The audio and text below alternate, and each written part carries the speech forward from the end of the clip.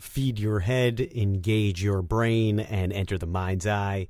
An auditorium of audacity. I'm your host, DJ BJ Turnoff, here for Stitcher Radio and Z-Talk Radio. This is going to sound like a little bit of a eulogy, but we're brought here to pay our respects to one hell of a man on this August 16th day.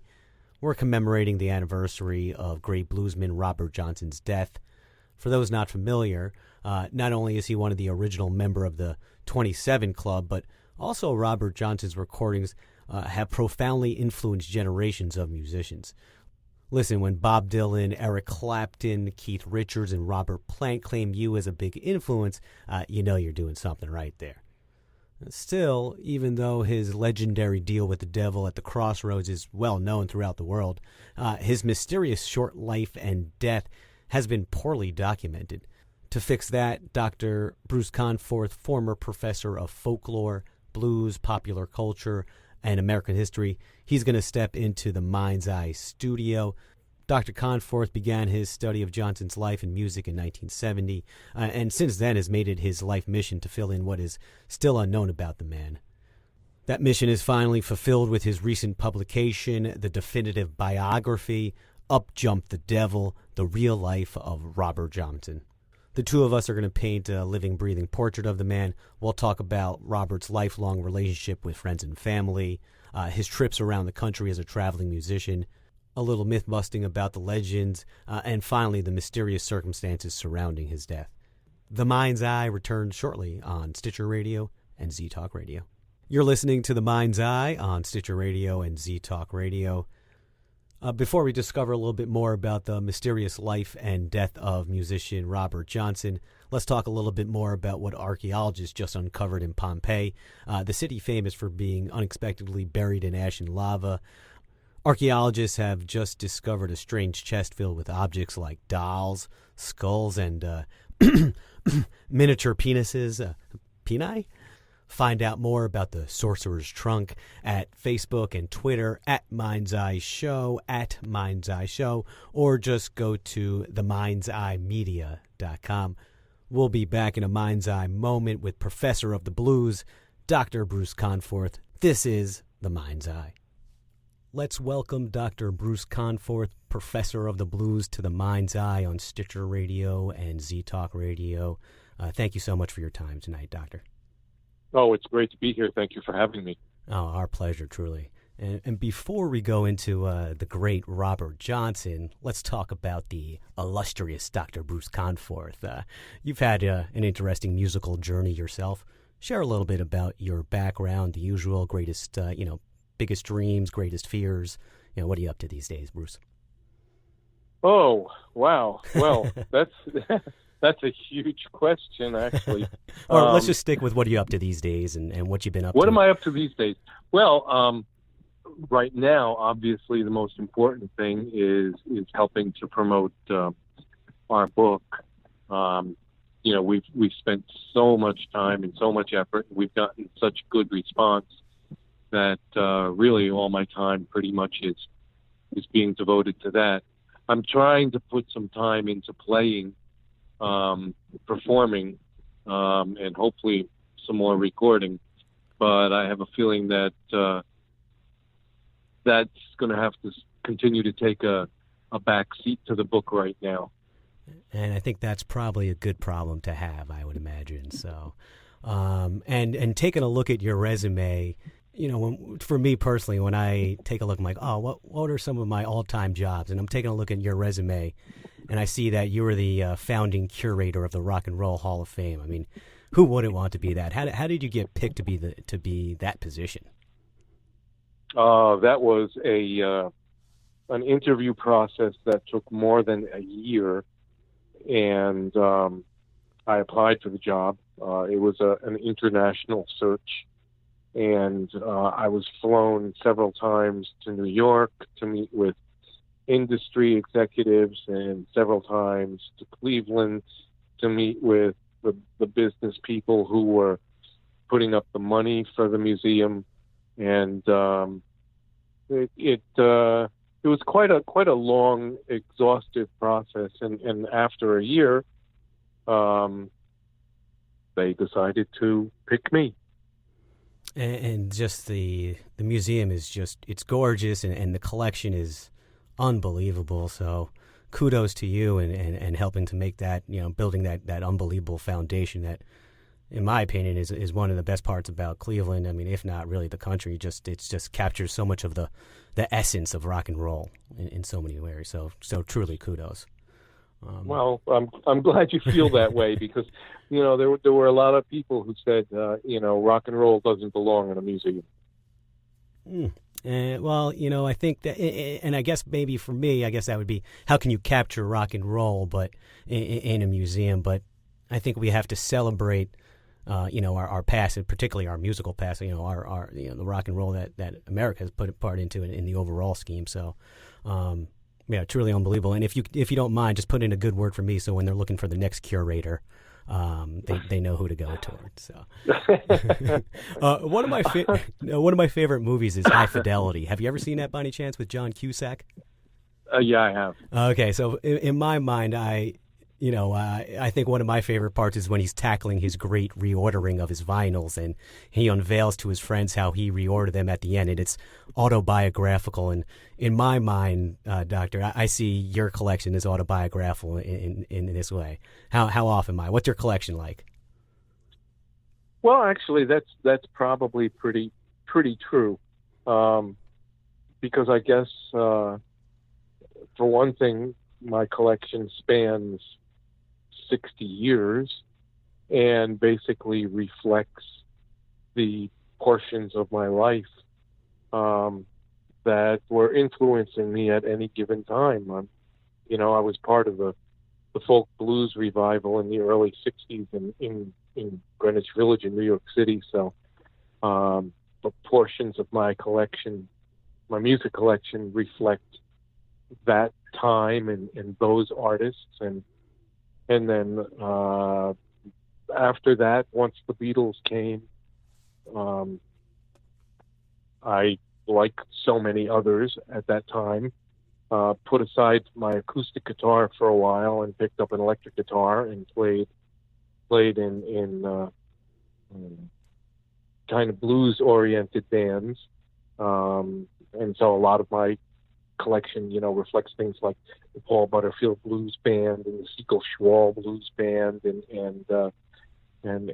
people like that from the mid and later 60s. And as we go on, I guess my collection really is kind of biographical.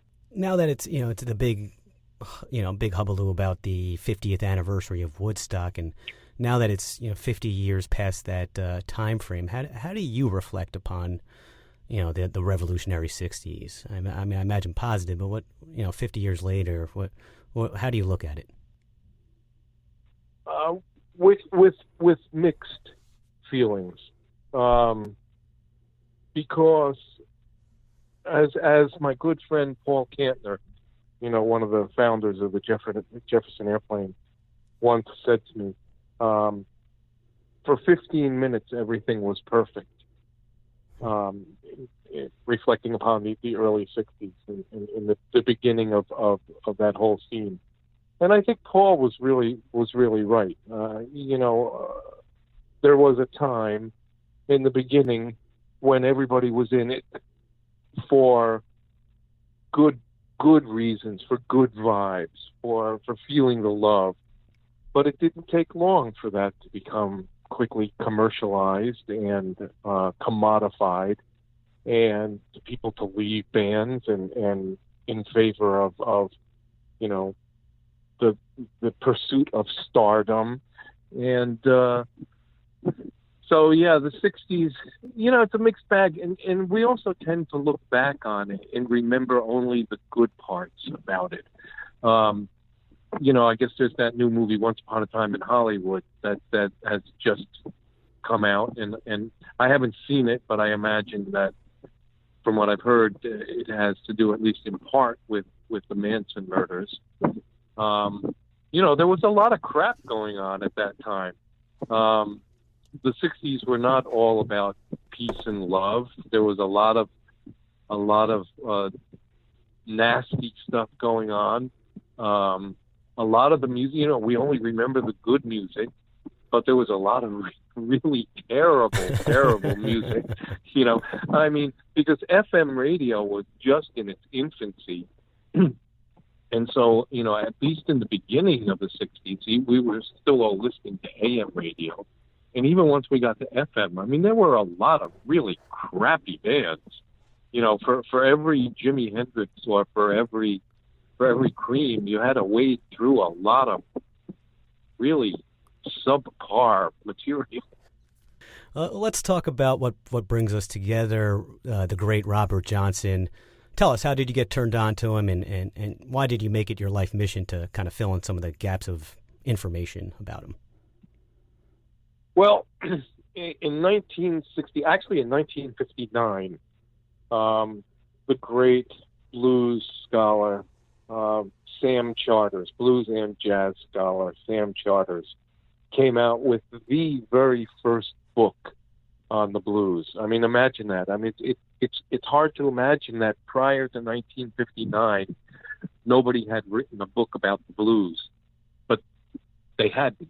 And so in 1959, he came out with a book called The Country Blues, in which he investigated a number of artists, Robert Johnson being one of them.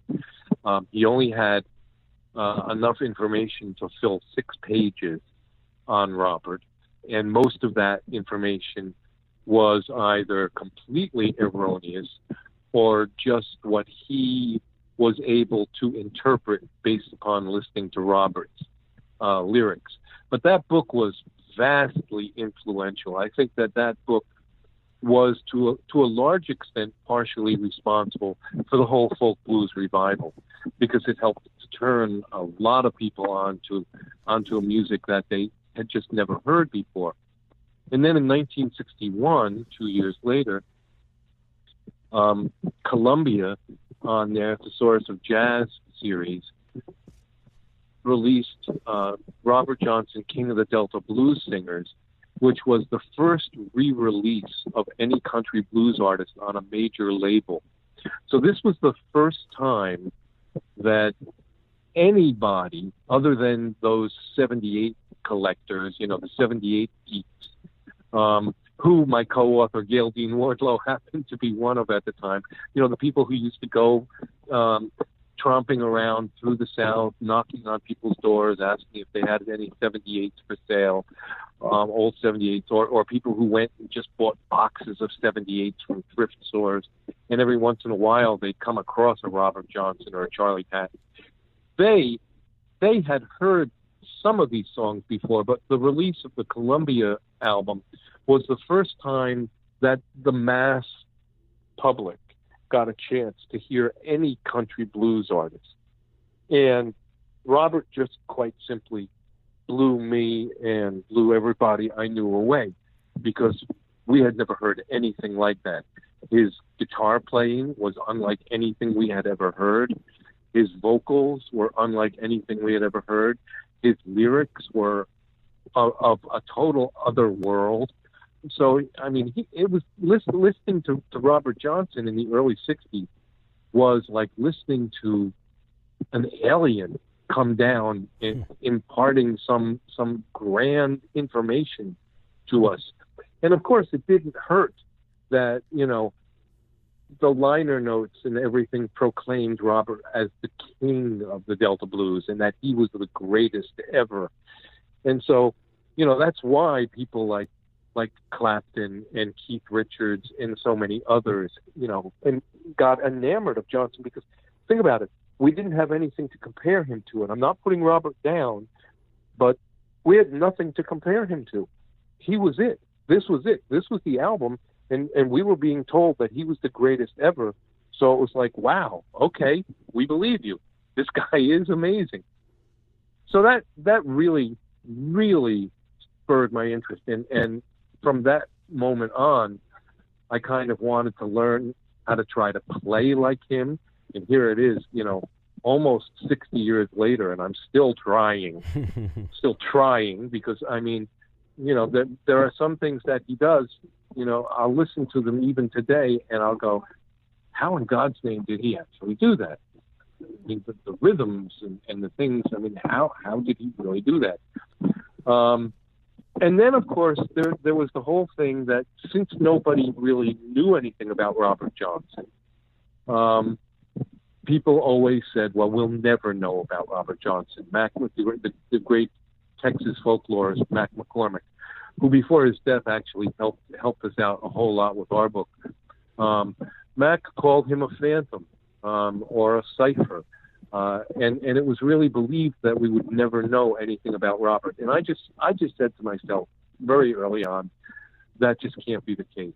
A person, even someone who dies at the tender age of 27, they can't go through life being a complete cipher. I mean, they had to have family, they had to have friends, they had to have experiences where they ran into people.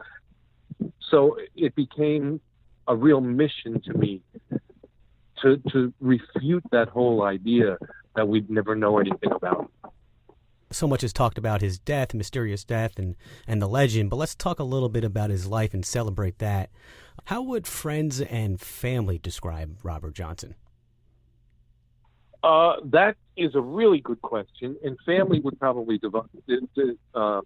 describe him quite differently than friends, because he really had only one family that he really considered family. And interestingly enough, part of those people were actually not blood relations to him, and the rest were merely stepbrothers or half brothers and half sisters.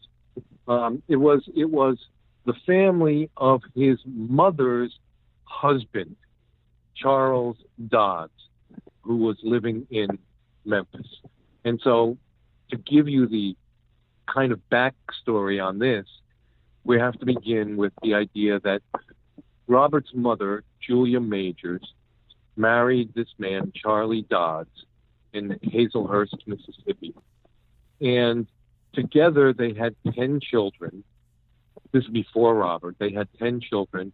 And Charlie became quite a prosperous furniture maker and carpenter, and he owned 10 acres of land in Hazelhurst.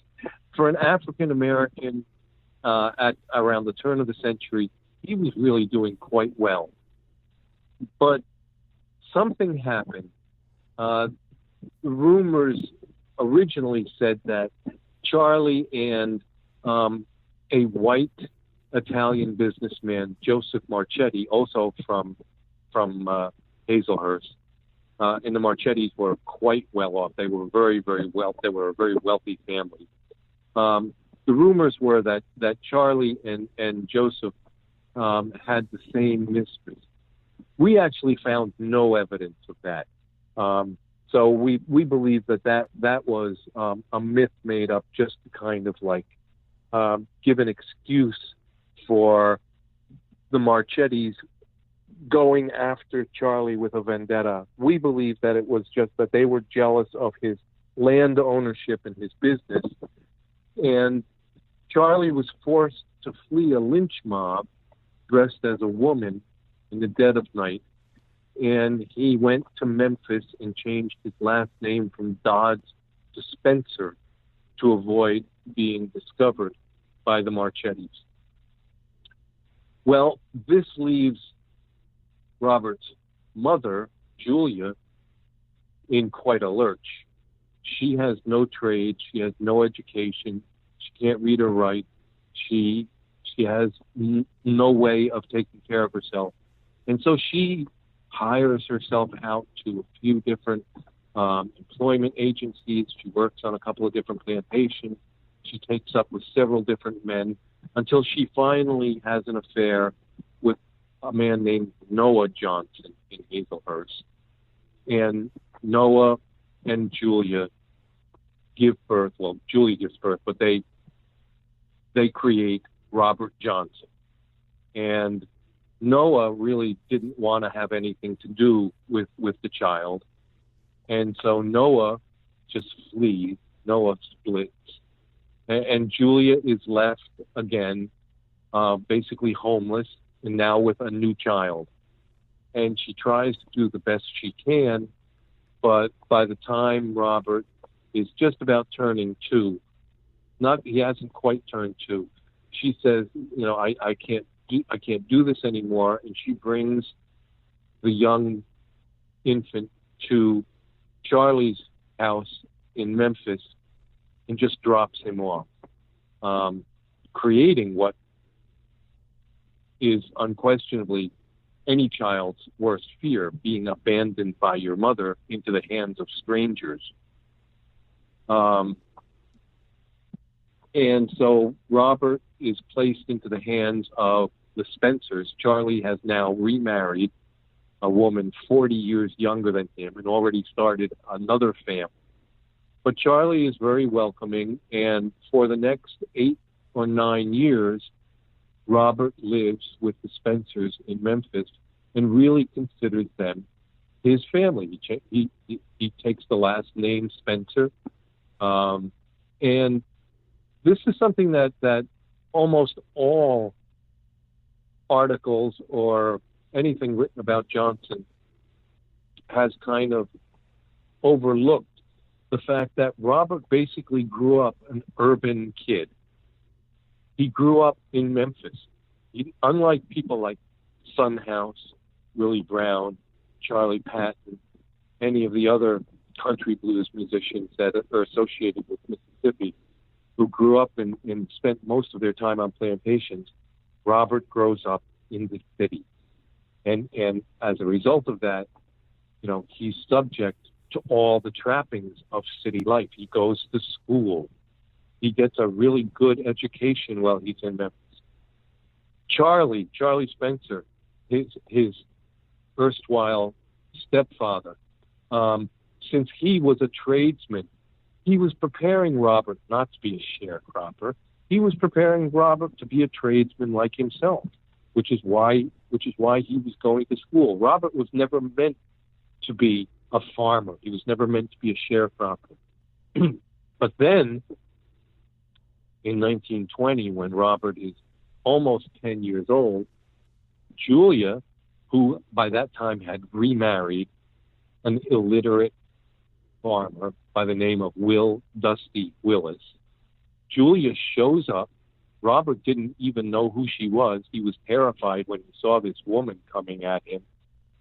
But she shows up, and again, another terrible thing, she takes him away from the only family that he knows, because she wants to bring him down to help Dusty work on the plantation. So Robert is thrust out of his urban, secure family environment in Memphis and brought to live on a really unbelievably rural and out-of-the-way plantation in Arkansas. Is that why he's sometimes portrayed as being illiterate or less educated because of he lived in of a farm for a part of his life, and I guess sometimes whether it's a right connotation or not, that they're conceived as less educated? Well, that might be why some people were considered less educated, but certainly not Robert, because Robert Lockwood, for instance, the only person we know that Robert Johnson actually taught to play guitar, and who was considered kind of like his stepson, which is why a lot of people called him Robert Jr. Lockwood. Robert said that our Robert Johnson, was just a voracious reader. He would read anything he could get his hands on. He was an extremely literate person. He continued to go to school until he was at least 14 years old. And he started keeping a notebook when he was very young, in which he would write lyrics and ideas that he had about all sorts of things. He was an extraordinarily literate person, which again differentiates him from all of his contemporaries. Son House described him as being a terrible guitarist, and then when he left Robinsonville where he was living, and then he comes back as, I guess a guitar god of sorts. Tell us a little bit about the story behind that and the backstory of the deal with the devil. Well, that was another really interesting thing we found out. Son's story which I heard him say many times. I spent time with Son from 1964 almost up until his death, on and off. And I heard Son tell that story a number of times. And I never questioned it. But in doing our research, we discovered that Son's story is 100% wrong. Because the way that Son told it was that Robert, when Son and his partner Willie Brown would be playing at a juke joint someplace, this little boy would come up and sit at their feet, watch and listen to them play. And then when they would take a break from playing, he'd sneak up, grab one of their guitars, try to play, but all he could do is make noise, and make so much noise that the patrons of the juke would go out and get Son to come in and chase Robert away. Well, everything about that story is wrong. Because first of all, Son House didn't move to Robinsonville until June of 1930. And we know for an absolute fact that Robert was playing professionally as early as 1928. So Robert was already an accomplished guitarist 2 years before he met Son House. People used to come looking for Robert to play at jukes, picnics, parties, fish fries, all sorts of things as early as 1928. And it was the fact that he was playing so many early jobs that lends us to another part of Son's story that's wrong. In 1929, because he had been playing at a juke, Robert met the love of his life, a young woman named Virginia Travis, and they got married in 1929. But in April of 1930, a couple months before he meets Son House, she dies in childbirth. So by the time Son House meets Robert, not only has he been playing professionally for 2 years, but he's a 19-year-old widower, not a little boy.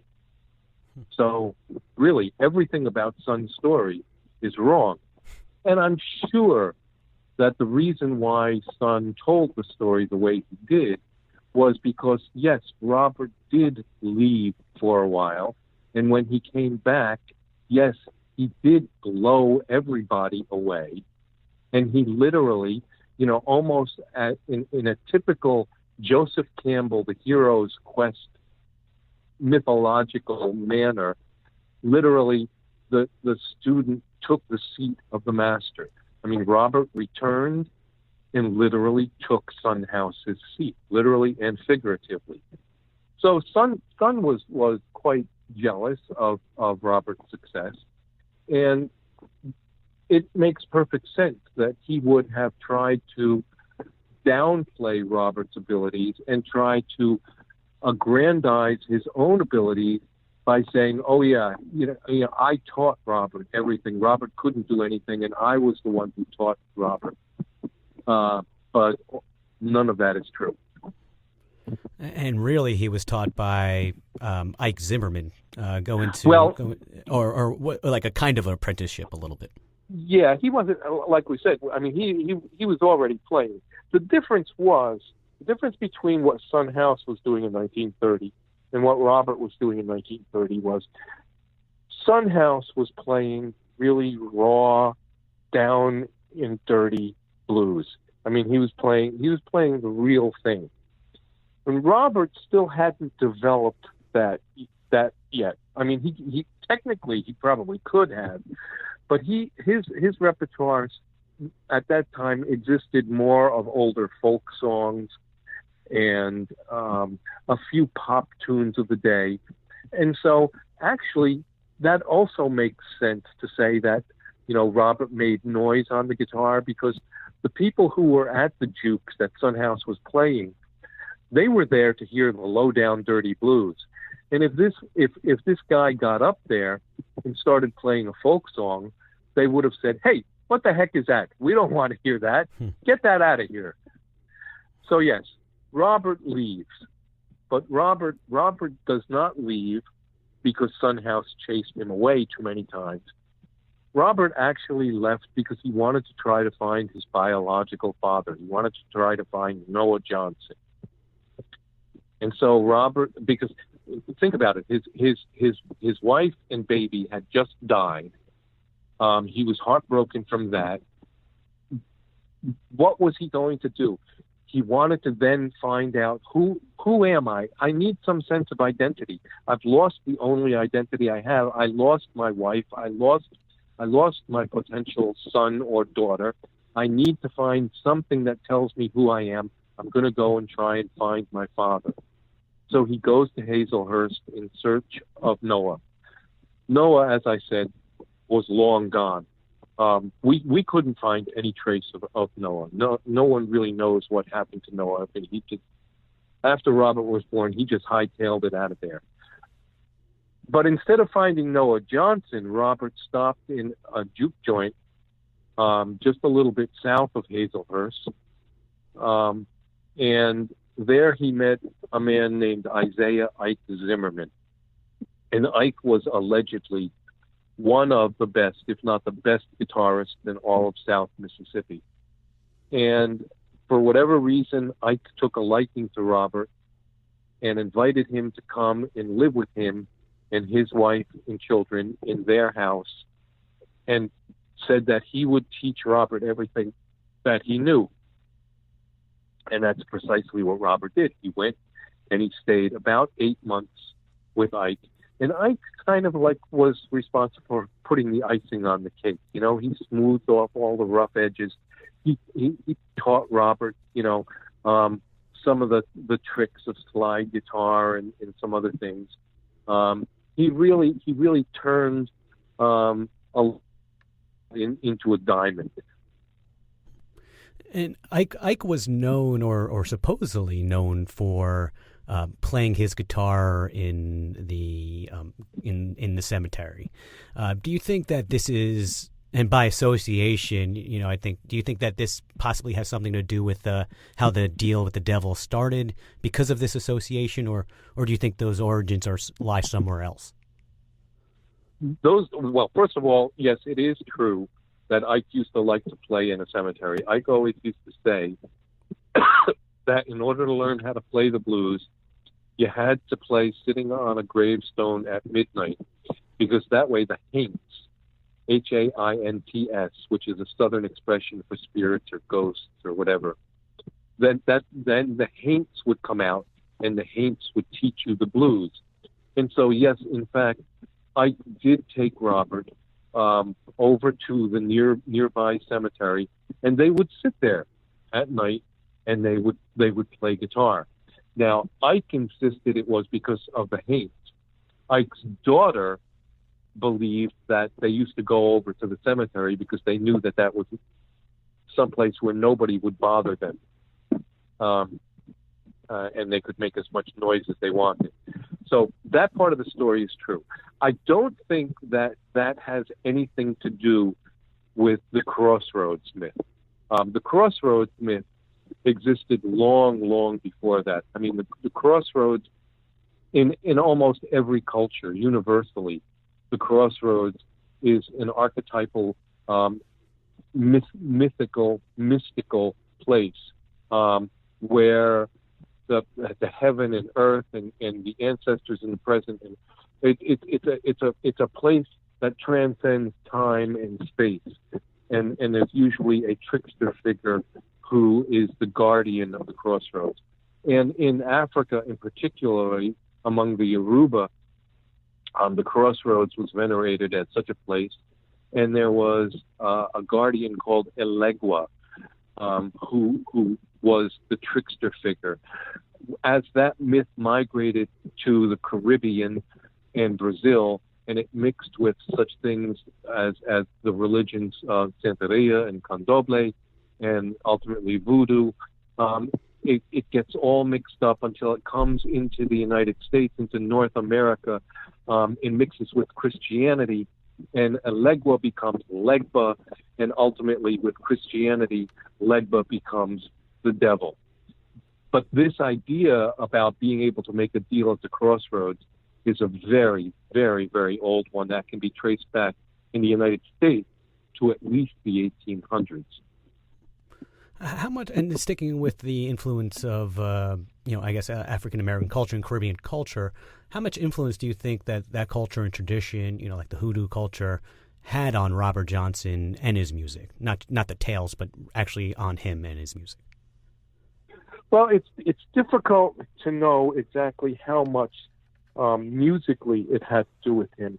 But, I find it really intriguing that Robert's only recorded 29 songs, but in those 29 songs, there are more references to hoodoo practice and sometimes extremely specific references than in the music of almost any other blues musician.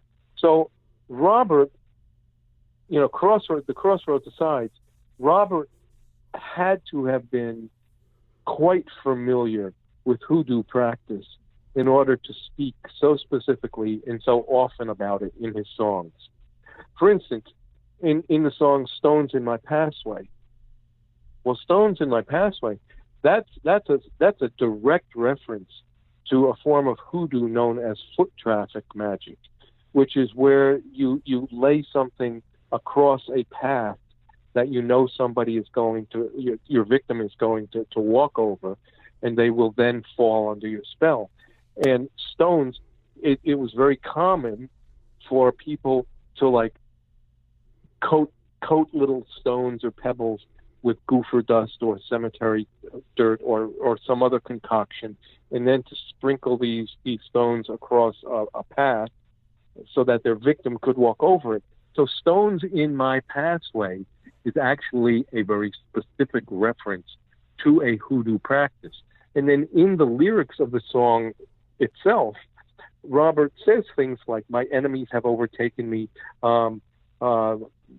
Is one thing that I know. They've put stones all in my path. I've lost my appetite, which is one of the things that "Stones in Your Pathway" is supposed to do. It's not supposed to kill you. It's just supposed to make you feel bad. But Robert, it's being really, really extremely specific, in ways that you have to say, this guy had to have known about this stuff. He couldn't just make this up, and he didn't just make it up because it's a part of folk tradition. Do you think he was a practitioner, or they just made for great lyrics and storytelling? I have absolutely, and Gayle Dean, my co-author, we have no evidence at all that Robert was a practitioner. No one that we know of ever said anything about him practicing. But was he a believer? I have a feeling that that's almost certain that he probably believed in that stuff. Because remember, he was accused on more than one occasion for playing the devil's music and for being responsible for bad things. We'll go back to his first wife of Virginia, when before a couple of weeks before she was to give birth. Now, when they married, Robert gave up playing the guitar, and he said that I'm going to try to be a good family man. I'm going to work on the farm, which is something he really hated doing. It was a great condescension for him to actually do this. But he said, I'm going to work on the farm. And they moved almost 100 miles away from where they had been living. They moved down into Bolivar County, and he was working on a farm down there. So a few weeks before she was to give birth, she said, I want to go and I want to have the baby with my grandmother. I don't want to have the baby down here alone without any help. I want to be in the good hands of my grandmother. So Virginia leaves and leaves Robert alone. Robert, left alone, says, well, isn't this great? I can grab my guitar and I can work my way up the Mississippi, up Highway 1, visit all the old places that I used to play the 2 years before I got married. I can visit all those other places. I can play in all those places. And by the time I get back up, work my way back up to Penton, which is where Virginia went, it'll be just perfect timing for the baby. And so that's what he does. But what he doesn't know is that Virginia dies in childbirth. And when Robert shows up, Virginia and the baby have already been buried. And Robert walks in carrying his guitar, and the family and everybody else says, Robert, you're responsible for her death. She died and the baby died because you were out there playing the devil's music. Now imagine what a head trip that must have done on him. You know, what a monumental guilt trip. Yeah, okay, you're responsible. You're the cause of your wife and your baby's death because you were playing the devil's music. And all the people who knew Robert said it was at that point that he changed. It was that point that he became a totally different person, that he started to blaspheme God to such a degree that people, he actually scared people around him. People would leave the room. They'd leave the building when he would start to blaspheme because they'd be afraid that they were going to get struck down just like he was. I think he really began to believe that he was a cursed person. And this happens to him again after he meets Ike Zimmerman. Now think about this. In 1930, his wife Virginia dies. He goes down, he meets Ike Zimmerman, and in 1931, he has an affair with a girl named Virgie Jane Kane, in outside of Hazelhurst. She's a schoolgirl down there. He falls in love with her. She becomes pregnant, and he wants to marry her. He wants her to go away with him. He wants to marry her. And her family says, absolutely not. You play the devil's music. So you cannot marry our daughter because you play the devil's music. So twice in a period of 2 years, he's told that you can't have a wife and you can't have a baby because you're a bad person. You play the devil's music. So, and it seems like he really did have a tragic circumstances when it came to women and children. Did he have another wife that then had a birth issues as well? Yeah. When Virgie was refused, when he wasn't allowed to marry Virgie, he married an older woman named Callie Kraft. She ran a speakeasy, a juke joint, down outside of Hazelhurst. She was several years older than him and had 2 children from a previous marriage. But kind of as a rebound type thing, Robert says, well, if I can't have Virgie, I'm going to get anybody I can. And he marries Callie, but he really doesn't care for Callie. And when they go back up to the Delta, because after he leaves, after he wants to go back up to prove to Son House and Willie Brown how good he now was, and he goes up with Callie, and they move to Clarksdale, and he pays her no attention at all. He doesn't stay with her, and she becomes ill and dies alone without him being around.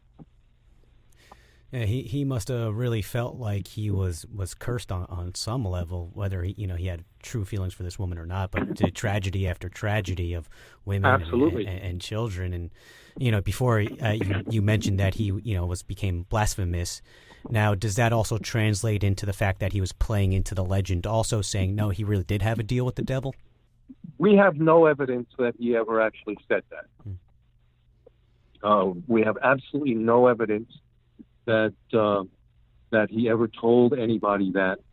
And Johnny Shines used to laugh about it. Johnny Shines said, If Robert ever said that to me, I would have told him that he was full of shit.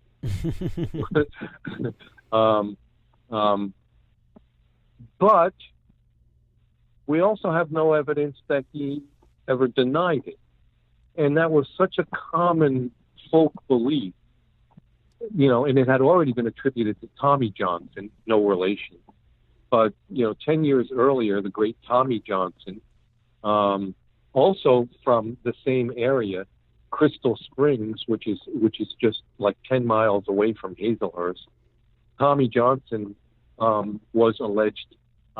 He was actually the first Delta blues musician that the story about selling your soul to the devil was actually told. His brother Liddell told the story that Tommy sold his soul to the devil at the Crossroads, and that's why he could play anything that he wanted. And so, it was an extremely common folk belief. So, look, if you're think about it this way: if you're a young black man in the Jim Crow South, you have no power. You have no economic power. You have no social power. You have very little cultural power. You certainly have no political power.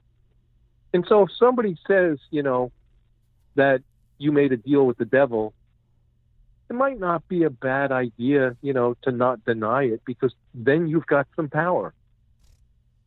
It gives you some cachet that American culture has denied you. So, yeah, I don't believe that Robert ever told anybody that, but I also wouldn't be surprised if he knew about it and just never denied it. How much racism did he face as a traveling musician? Oh, a tremendous amount. I mean, there's a famous story about when he and Johnny Shines and Calvin Frazier were traveling, and they got to a place in Illinois, and they got a job playing for this white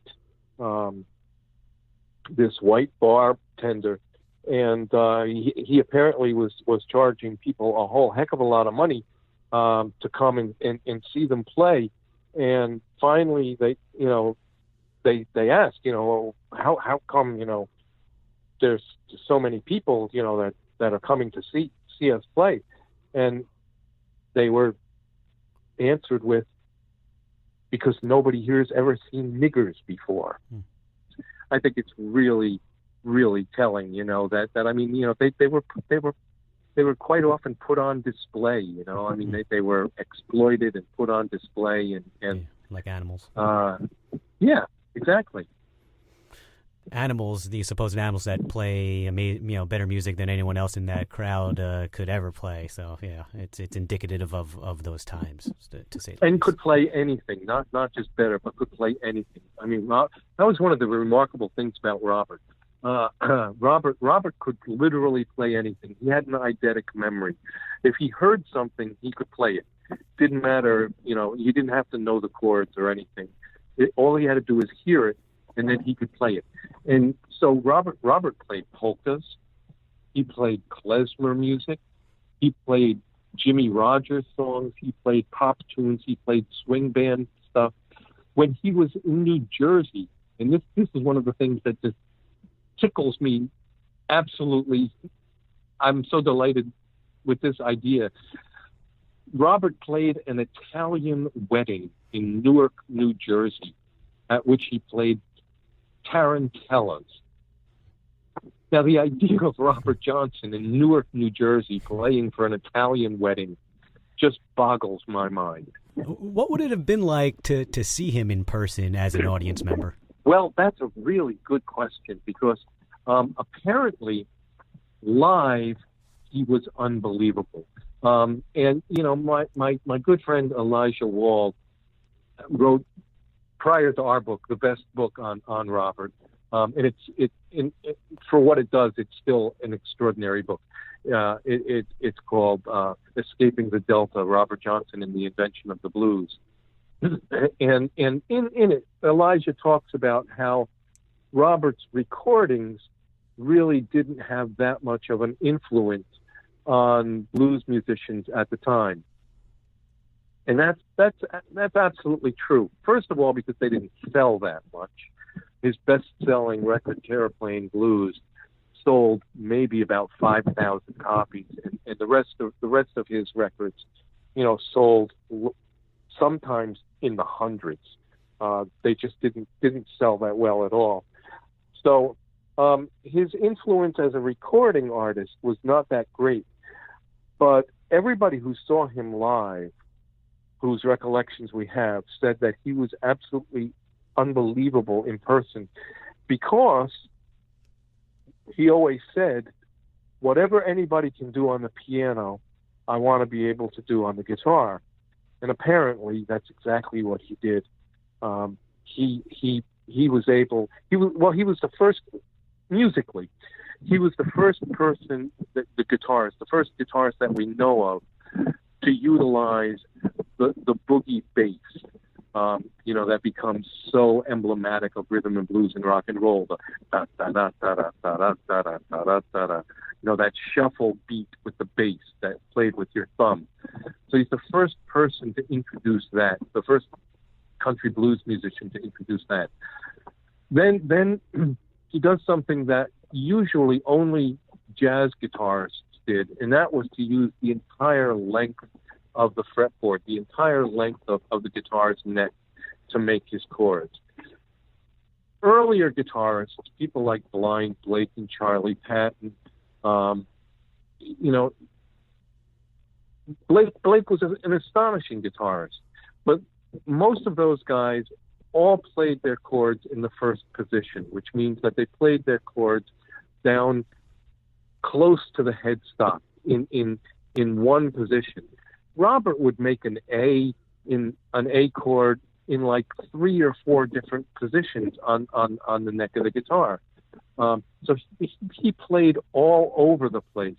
That's a very modern and very jazz-oriented thing. So he brings that to the blues idiom. And then he's also the first country blues guitarist, to really make systematic use of the riff. Now, riffs had been used before. Riffs have been around forever. But Robert's the first one to make riffs a specifically identifiable feature of a specific song. If you hear the opening riff to Crossroad Blues, you know it's going to be Crossroad Blues, just like if you hear the opening riff to Johnny Be Good, you know it's going to be Johnny Be Good. Well, Robert Johnson is the first one to really do that, to really, integrate the riff into an intrinsic part of a song. So Robert live must have been just a really amazing guitarist to see and to hear. We'll be right back with Dr. Bruce Conforth talking about the legend and legendary bluesman Robert Johnson. We'll be right back. We are back on The Mind's Eye. You're listening to Stitcher Radio and Z-Talk Radio. We're talking with Dr. Bruce Conforth, professor of the blues, about his book, Up Jumped the Devil, The Real Life of Robert Johnson, co-authored with Gayle Dean Wardlow, another prominent Robert Johnson researcher. I mean, the two of you together, that's like Russell and Cousy, Kareem and Magic, Jordan and Pippen, Kobe and Shaq. Now we got Conforth and Wardlow. This is big time right here. How did you two connect for the book? I guess it's about 10 years ago now. I had published, because I think it must be 11 years, because it was 2008, I think. I published an article in Living Blues magazine about Ike. So I was the first person to locate and interview his daughter. So I published this big article about Ike, and Gayle Dean saw the article, and Gayle Dean contacted me, and it turned out that we both had been working kind of on biographies of Robert Johnson. I had been working on one for off and on for about 15 years. And Gayle Dean had been working on a book basically talking about his adventures in the field, but it included a whole lot about Robert Johnson. And so, he said, well, look, I'm sure you have things about Robert that I don't, and I'm sure I have things about Robert that you don't. So why don't we just combine our efforts, and together we can put together the best Robert Johnson biography that's ever been made. So, we're talking about all these things that we don't have definitive information on. So much of details about him is debated. But it seems like the one thing that's not really debated is when and where he recorded his albums. Tell us about these recording sessions. Well, Robert wanted to be a star. I mean, he really did. And this probably, again, goes back to his youth in Memphis, his youth as an urban child. He grew up in an area where there were famous people. I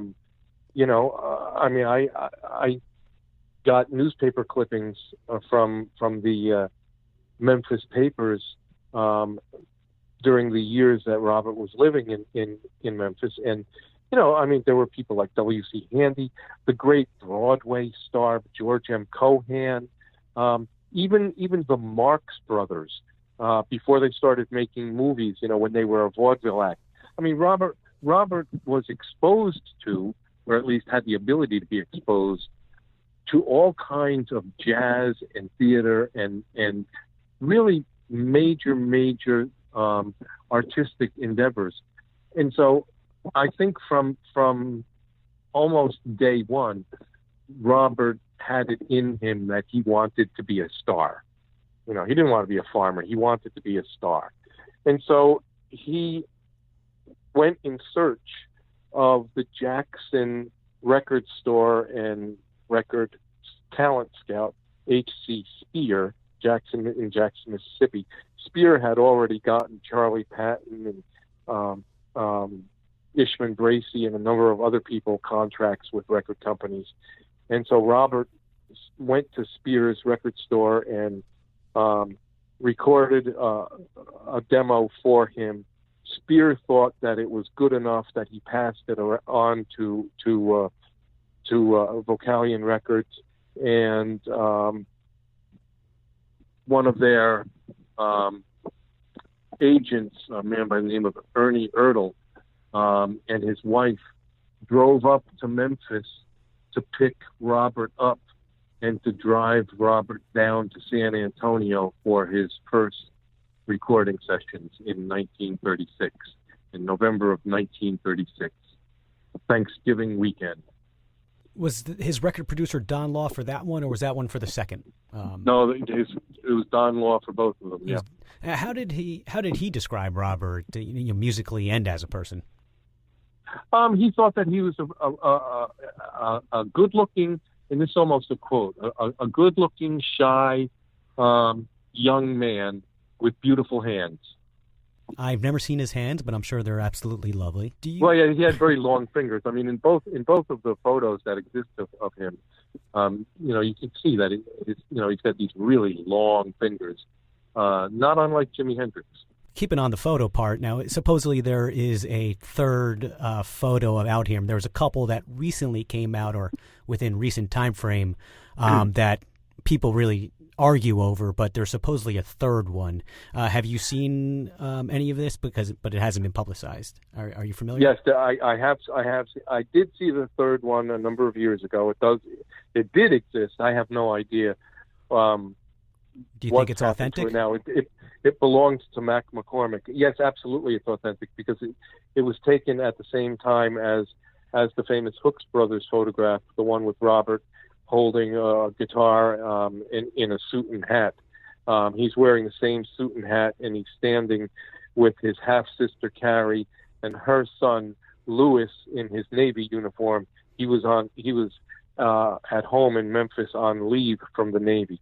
It was taken at exactly the same time that the other photograph was taken. So yes, definitely authentic, and it did exist. It was in the possession of Mac McCormick. Mac has now passed on. So I have no idea what's happened to that photograph. hopefully that's not lost to time like so many other things about him. Yeah. And sticking with your personal love with Robert Johnson, I know this is a cheesy ass question, but pardon. Do you have a particular favorite song that you just that's the first Robert Johnson you put on? Oh, wow.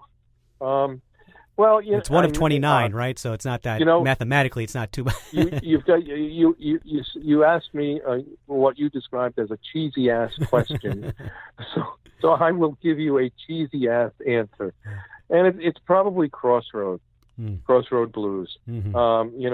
I've heard that song, I don't even know how many thousand times, but there's just something about his vocal on that song that still, every time I hear it, it just sends chills up and down me, because I don't think he sings that song as much as he kind of anguishes it out of himself. I mean, I don't know what he was singing about, because he never mentions the devil. He never mentions a deal. We have no reason to believe that that's what he was singing about. But whatever he was singing about, he really believed it, because you can just hear it in his voice. It's an extraordinarily moving song, I think. Yeah, it's hard not to pick that one. And what about favorite cover? Same song by Cream, or more of a Rolling Stone Love in Vain type of guy? Oh gosh, no. My favorite covers of Robert's stuff would either be by John Hammond or by Rory Block. We've spoken a lot about his legend and some of the mysteries that surrounded him. Death is one of the mysteries that only really add to his legend. No formal autopsies done. What do you think he died from, and tell us a little bit about that story?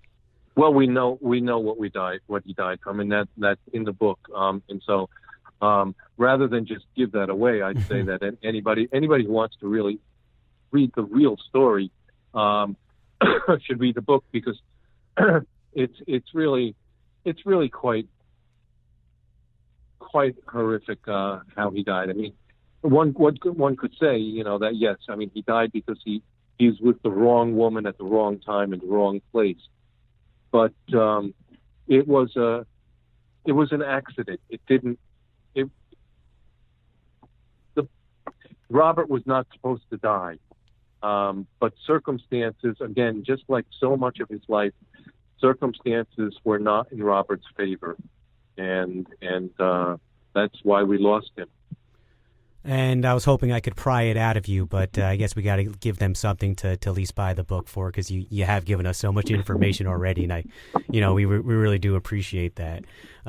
What do you make of the sightings of Robert Johnson afterwards? Because supposedly there was a couple after the year he supposedly died.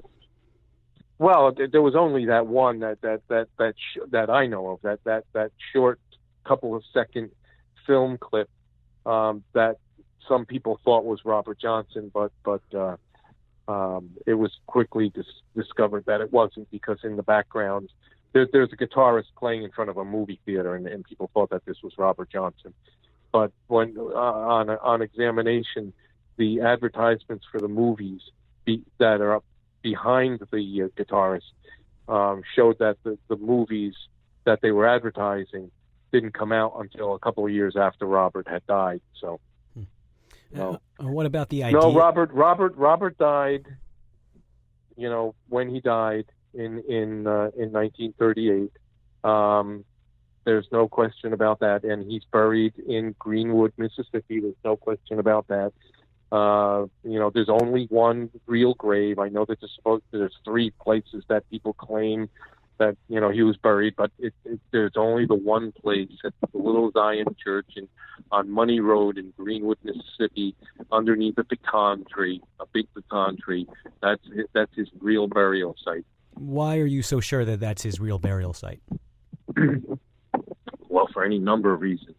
Number one, we have the testimony of the woman who was married to the man who dug his grave.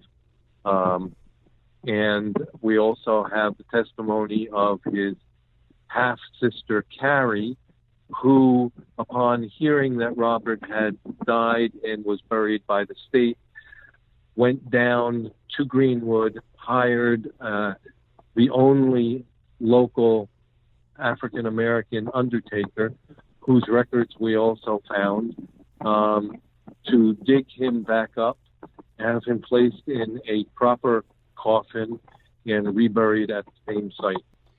You've mentioned Mac McCormick a few times. I've read that he actually argues with the death certificate and some of that information. Do you think any of his arguments are founded? No, I mean, on the back of the death certificate, see, there actually was a little kind of inquest done at Carrie's insistence. She wanted to know, what really happened, and she didn't get the real information. But on the back of the death certificate, there's a little paragraph, and it says that this Negro had come down to, and I'm using the actual language from the death certificate, had come down to play banjo for the people on the plantation, and also that he wanted to work picking cotton on the plantation. And Mac said, "Well, wait a minute. Robert didn't play the banjo. Robert played guitar, and Robert didn't want to pick cotton. Robert never wanted to pick cotton." So, Mac quibbled with a couple of things, but the testimony that exists on the back of the death certificate was made up by the plantation overseer, a man by the name of Luther Wade, just to satisfy the authorities, to prevent any further inquest into what would have ultimately been judged a murder. You uncovered so much information in your research. What of the research and all the documents that you did recover and uncover, what's your most prized possession? Well, I don't know about most prized possession, but the myth that I'm happiest that we busted was the idea that when Robert recorded, he turned his into a corner and recorded facing a corner, and that's what gave his guitar such a unique sound.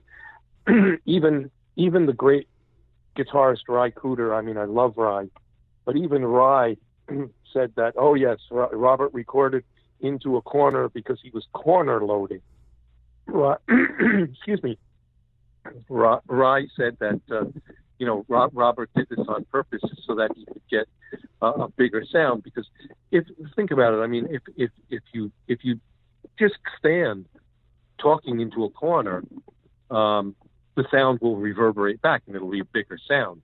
So if you were to record that way, you would get a bigger, bouncier, livelier sound.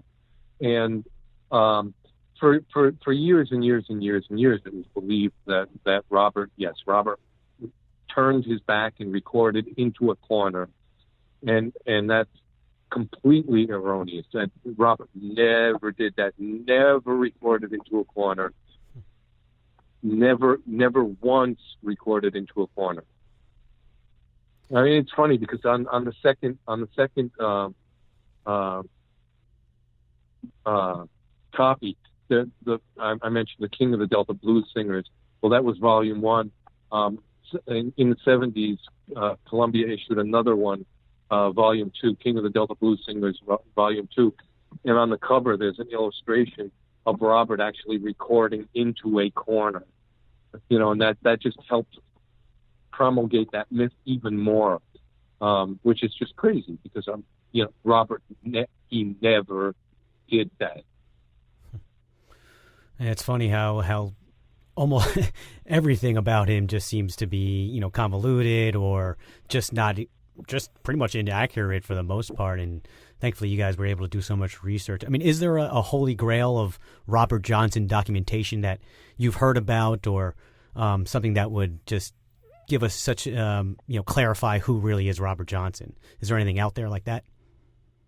Not that I'm aware of. I mean, one could dream about, coming across one of his notebooks. I mean, imagine that if one of his notebooks still existed, that would just be mind-boggling. But no, Robert has become a cottage industry over the last several decades. I mean, every so often, somebody comes up and claims, "Oh, I have a new photograph of Robert Johnson," or I have Robert Johnson's guitar, or I have this, that, or the other thing, and all of those have always proven to be just completely fake. But people will continue to do it. They just continue to come up with these false claims. And he only put out 29 songs. I mean, is there an artist that's comparable to Robert Johnson that had such a small output but such a unbelievable large impact and influence on artists? Boy, if there are, I can't think of any offhand. I mean, really, aside from just being such an incredible legend, I mean, think about the unbelievable classics that he authored. Crossroads, Crossroad Blues, Dust My Broom, Sweet Home Chicago. I mean, what blues band has never played Sweet Home Chicago? Love in Vain. I mean, he's got a handful of songs. He wrote a handful of songs that have become such incredible standards. That in and of itself is pretty impressive. I know that this was your life mission to fill in the gaps of information and to dispel some of the myths and disinformation about him. And it's taken you so long not so long, and I mean that respectfully, because to do a book like that, you really got to put in the work and the time. Is there somebody next that you're going to be looking, or you're just going to retire doing the research and just start playing music all the time? Well, I know I'm going to take a break for a while and really get back into just playing because I miss that tremendously. It'll be great to get back out there and perform some of Robert's songs with a whole new perspective. And we appreciate your perspective. Where can people get more information about the book and yourself if they want to link up with you? Well, they can find the book on Amazon or in any bookstore. Just Google it, or like I said, go to Amazon, and it's all over the place. I want to know when you're playing Baltimore next. That's what I care about. So I'm not sure, but trust me, when I do, you'll be the first to know. Well, I appreciate that, Dr. Bruce Conforth. Really appreciate your time and educating us on the real life of Robert Johnson. Thank you so much. Thank you. I really appreciate it. It was great. We'll be right back for the Mind's Eye wrap-up right after this commercial break. Still got a little rambling on the mind here as we close out the show. We go searching for answers about legendary musician Robert Johnson to next episode, where we go hunting in the valleys of the noble beyond for the mythical creature named Sasquatch. We'll be with adventurist John Zada. Go to themindseyemedia.com for more info. We'll see you the first week in September. Until the next one, be well, let well be. I'm DJ BJ Turnoff signing off for The Mind's Eye on Z Talk Radio and Stitcher Radio.